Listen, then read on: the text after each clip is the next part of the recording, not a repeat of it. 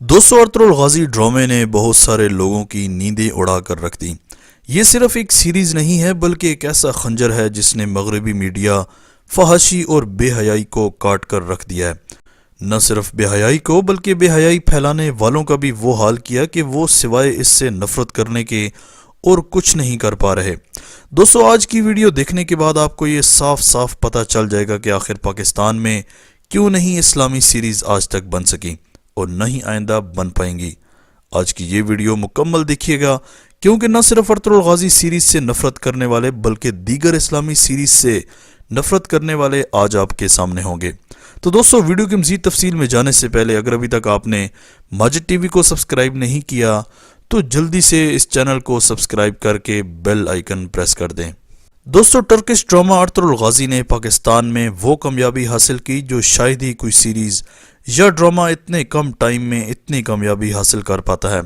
اور اس کا سب سے بڑا کریڈٹ جاتا ہے پاکستان کو۔ جی ہاں دوستو، پاکستان نے اس سیریز کو اپنے نیشنل ٹیلی ویژن پر آفیشلی اردو ڈبنگ کے ساتھ نشر کیا، جس کی وجہ سے یہ نہ صرف پاکستان بلکہ انڈیا میں بھی بے حد مقبول ہوا۔ دوستو اس کی بے حد مقبولیت سے نہ صرف انڈین اداکاروں کو بڑا جھٹکا لگا بلکہ پاکستانی کچھ اداکاروں کو بھی ایک کے بعد ایک جھٹکے لگے، جن کو انہوں نے نفرت بھرے انداز میں کئی بار ظاہر کیا، اور اسی وجہ سے کچھ پاکستانی نام نہاد اداکار ارطغرل غازی سیریز اور اس سیریز کے اداکاروں کو برا بھلا کہنے لگے۔ دوستو ارطغرل غازی سیریز کی کامیابی کی ایک بڑی وجہ یہ ہے کہ یہ سیریز تاریخ اور اسلام پر بنی وہ سیریز ہے جس کی کہانی سے زیادہ تر مسلم ناواقف تھے۔ مسلم طرز پر بنایا جانے والا یہ ڈرامہ نہ صرف مسلم ممالک میں بے حد مقبول ہوا بلکہ یورپ کے ان ملکوں میں بھی بے حد مقبول ہوا جن میں اکثریت غیر مسلموں کی ہے، کیونکہ دوستو مسلمانوں کا جو چہرہ آج تک ہالی ووڈ دکھاتا آیا ہے وہ سب کے سامنے ایکسپوز ہو گیا، اور اصل مسلمان اور ایک بہترین حکمران کی مثال اس سیریز کے ذریعے لوگوں تک پہنچی، اور اس کے بدلے میں کئی غیر مسلمز ایسے ہیں جنہوں نے اسلام قبول کر لیا۔ اور دوستو آپ کو ایک اور بات بتاتا چلوں کہ اس سیریز کو نیٹ فلکس پر بین کرنے کی بھی بڑی وجہ یہی تھی کہ یہ سیریز یورپ میں سب سے زیادہ دیکھی جانے والی سیریز بن چکی تھی، تو چونکہ وہ غیر مسلمز ہیں اور وہ یہ نہیں چاہتے کہ اس طرز کے اسلامی سیریز یہاں پر لوگ دیکھیں اور اسلام کو کہیں یہ سمجھنا شروع نہ کر دیں، تو انہوں نے اس ڈر سے اس سیریز کو ہی ریموو کر دیا نیٹ فلکس سے۔ لیکن دوستو حیران کن طور پر جہاں باقی اسلامی ملکوں یعنی چیچنیا، گلف کنٹریز اور حتیٰ کہ بھارت میں بھی اس کو اتنی زیادہ پذیرائی مل رہی ہے، وہیں پر پاکستان کی ابھی بھی کچھ ایسے اداکار موجود ہیں جو ابھی تک بھی اس سیریز کو عجیب و غریب وجوہات کی بنا پر برا بھلا کہہ رہے ہیں،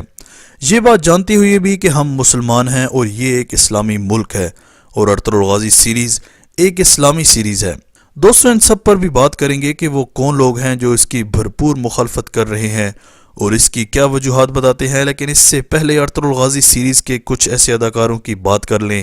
جنہوں نے صرف اس لیے کہ یہ ایک اسلامی سیریز ہے انہوں نے اپنا دن رات ایک کیا۔ دوستو اس سیریز کو کامیاب کرنے میں اس میں کام کرنے والے اداکاروں کی محنت بھی شامل ہے،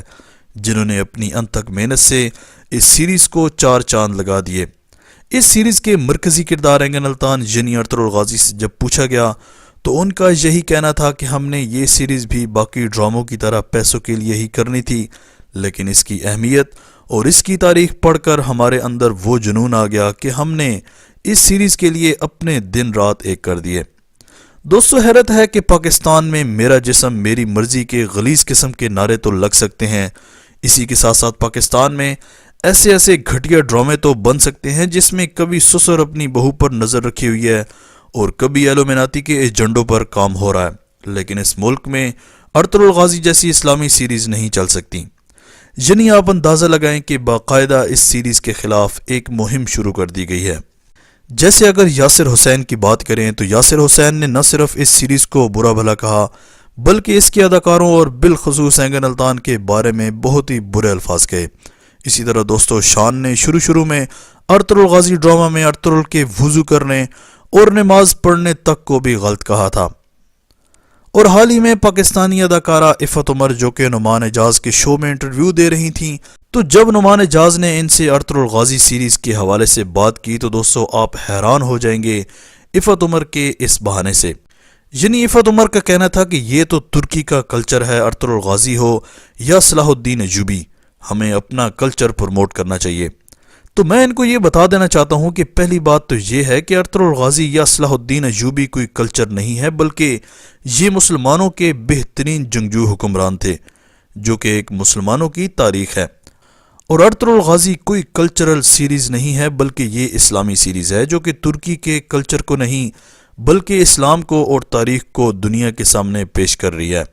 اور رہی بات صلاح الدین ایوبی کی، تو وہ ایک مسلم ہیرو ہیں، یعنی دنیا میں جہاں بھی مسلمان بستے ہیں وہ ان سب کے ہیرو ہیں، کیونکہ وہ ایسے جنگجو حکمران تھے جنہوں نے اس بیت المقدس کو فتح کیا تھا جو کہ ان کے بعد آج تک مقبوضہ ہے اور مسلمانوں کے حکمرانوں کی راہ تک رہی ہے۔ اور رہی بات کہ ہمیں اپنا کلچر پروموٹ کرنا چاہیے، تو آج تک ہم وہی تو کر رہے ہیں۔ یعنی پاکستان کے کچھ ہی ایسے ڈرامے ہیں جو کہ واقعی میں اچھی کہانیوں پر مشتمل ہیں، نہیں تو زیادہ تر تو ایسے ڈرامے ہیں جن کو انسان اپنی فیملی تک کے ساتھ نہیں دیکھ سکتا۔ لیکن دوستو حقیقت اس کے بالکل برعکس ہے،